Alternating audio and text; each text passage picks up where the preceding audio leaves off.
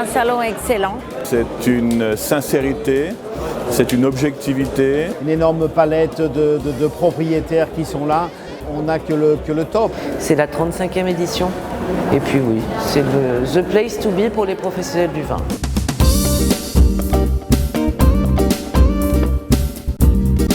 C'est un rendez-vous incontournable parce que c'est exactement le type de clientèle que l'on souhaite rencontrer, donc les clientèles professionnelles.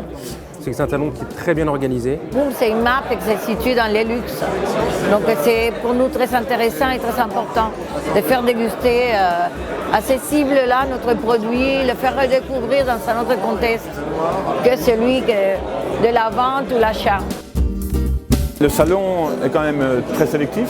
Il y a une sélection extrêmement intéressante, extrêmement diverse, extrêmement complémentaire.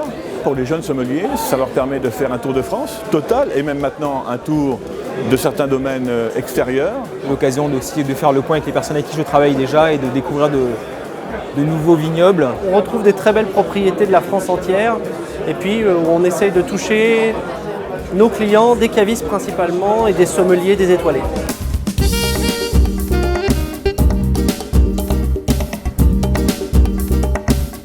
On a fait 3 masterclass, on a démarré avec Éric de Saint-Victor du château de Pibarnon. On a enchaîné avec des vins italiens fort intéressants. Et pour terminer encore un peu plus au sud, nous avons été en Grèce avec un joli domaine d'ailleurs qui est suivi par Gérard Marchand.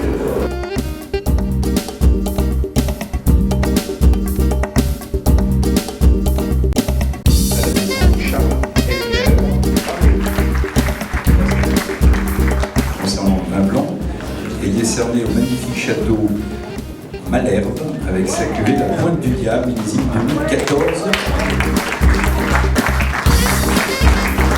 Il est décerné au domaine de Vitamina à Moignarde.